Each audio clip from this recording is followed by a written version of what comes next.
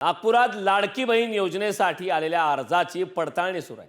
महिला आणि बाल कल्याण विभागाकडून अर्जाची पडताळणी सुरू आहे। सरकारच्या निकषात न बसणाऱ्या लाडक्या बहिणींचे अर्ज रद्द होणार आहेत। नागपूर जिल्ह्यात 1228 लाभार्थ्यांकडे चारचाकी वाहन असल्याचं निष्पन्न झालंय। नागपूर जिल्ह्यात लाडकी बहीण योजनेसाठी 9,84,000 अर्ज त्या ठिकाणी आले। या संदर्भात ताजे अपडेट देण्यासाठी आपले प्रतिनिधी जितेंद्र शिंगाडे आपल्या सोबत जोडलेत।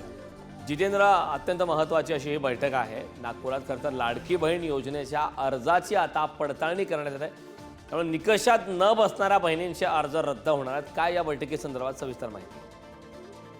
नक्कीच कारण ज्याप्रमाणे लाडकी बहीण योजनेमध्ये जे निकष लावण्यात आले होते त्या निकषांचं पालन न करता अनेकांनी अर्ज सादर केलेले होते आणि त्या अर्जानुसार त्यांचे अर्ज मंजूर होऊन त्यांना अनुदानही प्राप्त झालेले होते, त्यांना निधीही मिळालेला होता। मात्र आता निवडणुकीनंतर सरकारने जे आहे ती लाडकी बहीण योजनेबाबत जी पावले उचलायला सुरुवात केली त्यामध्ये जे निकषात बसत नसतील अशांना या योजनेतून बाहेर करण्याचा किंवा त्यांना तो लाभ न देण्याचा निर्णय करण्यात आलेला आहे। त्याच अनुषंगाने आता जे आहेत ते लाडकी बहीणसाठी जे नागपूर जिल्ह्यातून 9,84,000 जे अर्ज आले होते त्यांची पडताळणी सुरू करण्यात आलेली आहे आणि त्यामध्ये 1228 जे अर्जदार होते त्यांच्याकडे चारचाकी वाहन असल्याचं निष्पन्न झालेलं आहे आणि त्यामुळे या 1228 लाभार्थ्यांचे जे आहेत ते आता त्यांना जे लाभ देण्यात येणार आहे तो लाभ नाकारण्यात किंवा तो आता थांबवण्यात येणार असल्याची माहिती मिळते। त्याचबरोबर अजूनही अर्जांची पडताळणी सुरू आहे आणि जे काही निकष लावण्यात आलेले होते म्हणजे ज्यांच्याकडे चारचाकी वाहनं असतील किंवा जे टॅक्स पेअर असतील तर अशा प्रकारचे जे काही अर्ज आहेत किंवा जितेंद्र,